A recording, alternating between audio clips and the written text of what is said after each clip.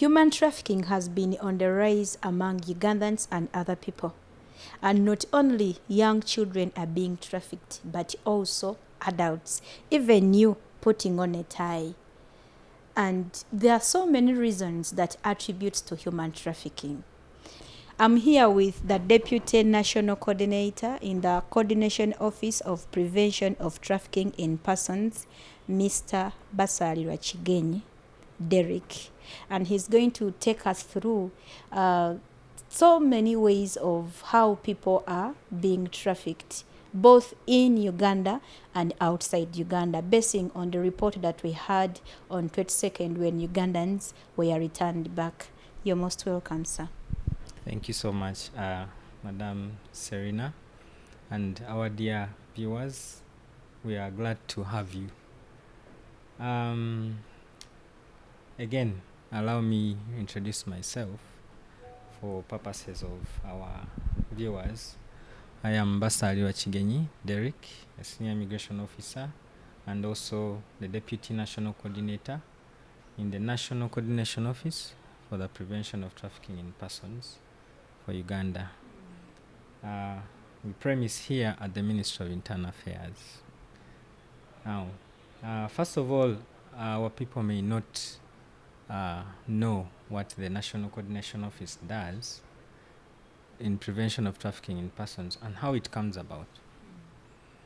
The National Coordination Office is a legal office established under Section 21 of the Prevention of Trafficking in Persons Act of 2009, and under the hand of the Minister of Internal Affairs, the office is created, whose role is mainly to monitor all activities in the country by all partners, CSOs, government organizations, non-government organizations, name them, and the public, all those that are in the field of combating trafficking in persons. Kigenyi, what do you think Ugandans fall? How do they fall in the traps of traffickers? To re-echo, we are very, very delighted about the return of our Ugandans, and specifically, we appreciate the efforts of Ministry of Foreign Affairs, the International Organization for Migration, who played a big role. Remember, as Internal Affairs, we are in the country. We play our part, but again, we coordinate with our partners. We coordinate with Ministry of Foreign Affairs, who did the big part outside through our missions there in Malaysia and Thailand. Our ambassadors there, who played a very big role in negotiating the peaceful release and rescue of our Ugandans. Yes. Now, back to your question. How do Ugandans get trafficked? That is a very big one. Because if you ask me, like you stated, trafficking in persons does not segregate. Whether you're a young person, whether you're a child. Remember, one of the forms of exploitation, we have child labor, we have child sacrifice, and then we also have forced marriages for young girls. So right from the children category to the adult suffrage, anyone is a victim at any point in time. You're a potential victim. But for the so many reasons that people fall victim to trafficking in persons is lack of the awareness. That is very key, because very many people don't have this information, and when they get the information, sometimes they are already trafficked or they are even in the process. However, particularly for our Ugandans who don't interest themselves so much in reading information, this affects them so much because the information is out there. Campaigns have been made. We have conducted awareness campaigns. We have gone to radios, we have gone to televisions, we have done newsprints about this vice.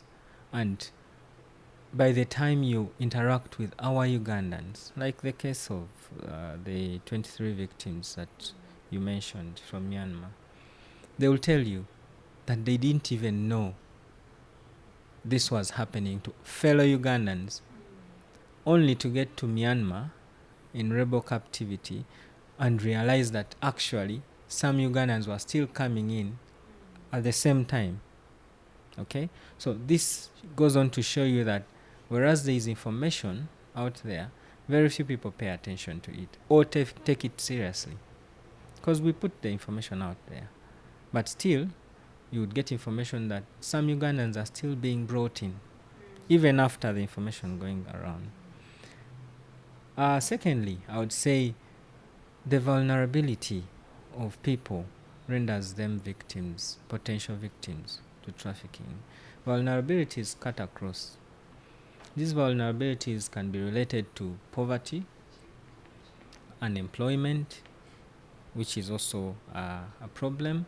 Then also some people fall into debt bondage. Some people fall into problems that they created maybe earlier on, and they are required to fulfill some things with their traffickers so that they get away with. But again, also some of our people are very interested in getting rich so soon. They will do just about anything, like traffic drugs. But remember, any form of trafficking involves a human being. So the first form of trafficking is trafficking in persons. Then other things come and fall through. What are some of the factors that lead to this, and who are the target groups? Like I earlier on alluded, target is everyone. As long as they can exploit you, they will not care who you are, whether you are an infant, whether you are an old person, elderly person, you are a target.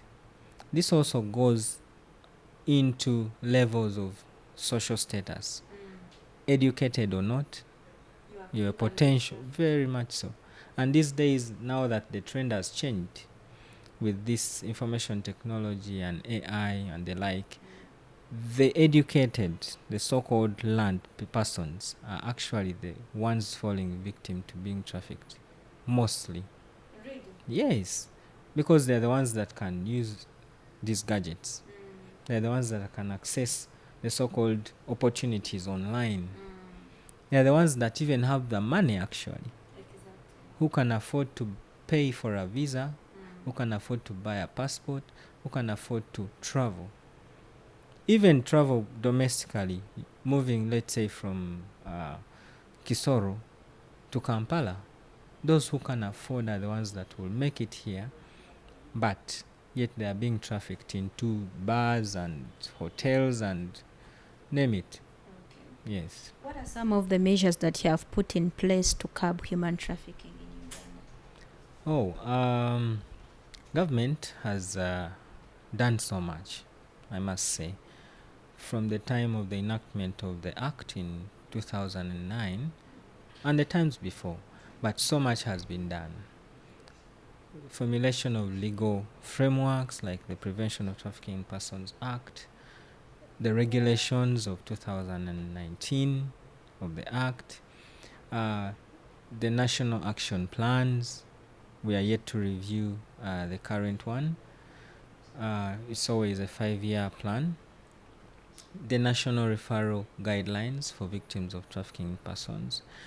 All these are intended to help in the guidance of combating human trafficking. Government has still gone ahead to have all the different stakeholders have a component, or you may say a section or a unit that handles trafficking in persons issues. You go to immigration, for instance, Directorate of Citizenship and Immigration Control, there is a desk established for prevention of trafficking in persons.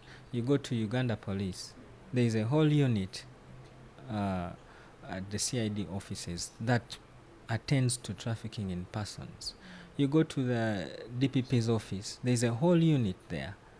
Prosecutors there who are trained and whose capacities are built in that direction of combating human trafficking. Even all the partners that we work with who have specifically done this. You go to Ministry of Gender, Labor and Social Development. They have attention to trafficking in persons. Remember, they authorize externalization of labor.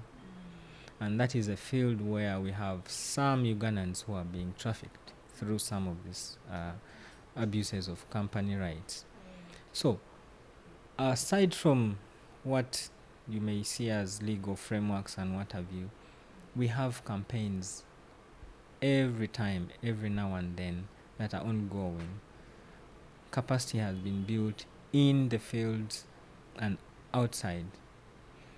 The Human Trafficking Institute in Uganda has played a very big role towards combating trafficking in persons. And also so many other partners. IOM, International Organization for Migration, like I mentioned, they have a very huge stake in combating trafficking in persons and what they have done in Uganda. Other stakeholders like UNODC that have continued to build capacity, Civipol, British Council, name it, GIZ and the like. So there is a whole team, but I must say that the whole team works hand in hand with the national task force that was established. The national task force has a very huge role of bringing all these partners together. So as we operate, we do not operate in isolation. We operate as a team towards combating trafficking in persons. You cannot do it alone. Okay.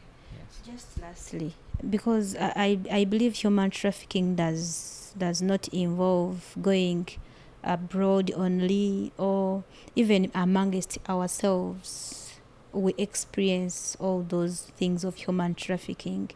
In case someone is trafficked within our country, let's say at place of work, because it also happens there, what is your appeal? Which procedures may someone go through to reach out to the authority?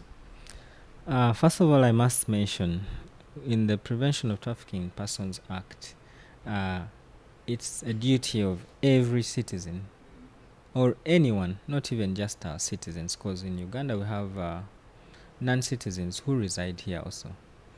Any person that has information that could be leading to suspected activities of trafficking in persons has a responsibility to report to the nearest police station or authority. And failure to do that is also culpable by the law. However, for anyone in a situation like this, if you feel you're under a process of being trafficked or you have been trafficked, one, run to the nearest person that you can see, because like I said, it's our duty. We are our brother's keepers. If the nearest person can help you, because sometimes they don't have enough time to start explaining and getting to the police or the other authorities, the nearest person can, on your behalf, with the little information you have given, get to the nearest police or the nearest LC or your neighbor. Run to the nearest authority. They will rescue you. They will help you. Okay, in case you fall a victim of human trafficking, you can report to the nearest police station. Or, Mr. Kigenyi, is there any number they can call in case of any help? Yes, government, through the Ministry of Gender, introduced what we call the Sauti toll-free number. That's 116. Anyone that finds a victim or is a victim can call.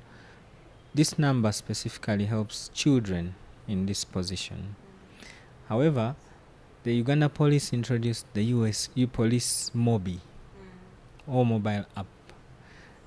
That means at any point in time, wherever you are, you can send a message and it will be captured and action can be taken and your location can also be identified. Okay. The number is 116. It's toll free. You can call anytime and then you'll be helped right away.